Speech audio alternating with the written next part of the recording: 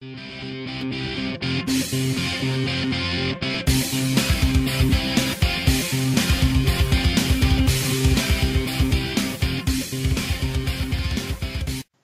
is up, everybody? I'm Joe. I'm here with my co-host Tim, How's it going, guys? and this is the Final Serve. In today's episode, we're going right into our picks. To start off, our Thanksgiving Day game, the Washington Redskins at the Dallas Cowboys.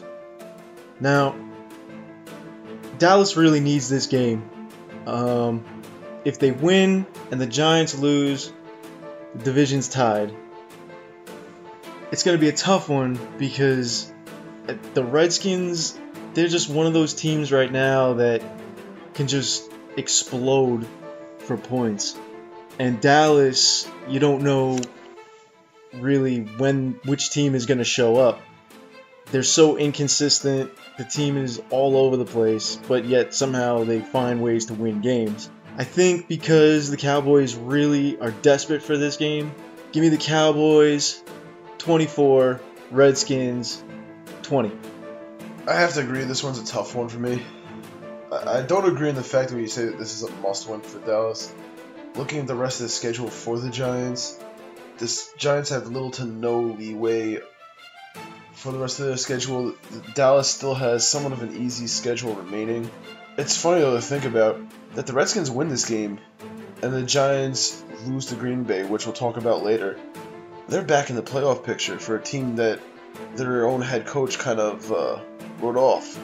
That being said, I think what this game comes down to are a few things. How does Romo play with that terrible offensive line? How does RG3 perform in the spotlight in that big stadium? I really have no idea what to expect from this game. I'm kind of lost on this one. But I'm going to go with a team with a better quarterback, a better defensive team. I'm going to pick Dallas in this one. Somewhat low-scoring event, 17-14. Moving on from this game, we go to the New England Patriots at the New York Jets. And this game is interesting simply because of Belichick's move to put in Gronkowski at the end of a blowout game against the Colts, which led to him breaking his forearm, now giving the Jets some life in this game. Their first meeting, the Jets put up a fight, were in the game, forced them to go to overtime in order to beat them. I think what helps the Jets out in this one is that the Patriots' defense is very porous. Hernandez probably won't be at 100%, which gives the Jets a little more help. I mean, Brady's weapons are limited in this one, but I'm still going to pick the Patriots in this one just because the better quarterback. I don't trust the Jets at all. I don't think they're a playoff team, but if the Jets do manage to win this game, it's going to be quite interesting here on out. That being said, I'm still going to go with Patriots 23, Jets 17. Well, this game is a very interesting one to talk about because of what happened in New England and the fact that Gronkowski will not be playing in this game. Now, if the Jets team that played in St. Louis last week shows up for this game, I think the Jets have a great shot to win. They forced turnovers, they didn't make any mistakes on offense, and they scored touchdowns. Now, in that game in New England, the Jets win if it isn't for a drop pass from Stephen Hill. So, being in New York, I think the Jets are going to come out strong. However, I just can't. I don't know if they're going to pull this one out. I'm going to take the Patriots. It's really it's really hard for me to make this pick, but I'm gonna go with the Patriots. It's 26, the Jets 21. Our next game, we have the San Francisco 49ers at the New Orleans Saints. Now, San Francisco came out and really dominated the Bears. I was surprised how well they played. Cutler wasn't in. Right. I think that changes everything. Yeah, but does it really change how the defense would play? I don't think so. That defense is supposed to be dominant, and they looked not good at all. Yeah, but they were on the field a lot. I mean, yeah. Still, I feel like the 49ers really put on a show, and I found it funny how Harbaugh turned around and pretty much made a little quarterback controversy. I don't know. I feel like you're gonna have to turn back to Alex Smith, but this is gonna put him on an extremely short leash. Kaepernick played so well that I think fans might be looking for him, and you know, Alex Smith hasn't had the best career as a 49er, so it'll be interesting to see what happens. But in this game, I'm gonna actually go with the New Orleans Saints. They're at home. Drew Brees always plays well at home. I think that they're going to put up a decent amount of points, even though the 49ers defense is very good. So give me the Saints 35, 49ers 28. To me, there should be no controversy. Smith is your quarterback. Kaepernick, it's nice what you did, but did tie against the Rams. The pitiful Jets beat the Rams over on the road this week. You tied them. Okay, maybe yes, you tore apart, I put that in quotation marks for those of you who can't see, the Bears defense, because they were pretty much on the field the entire night.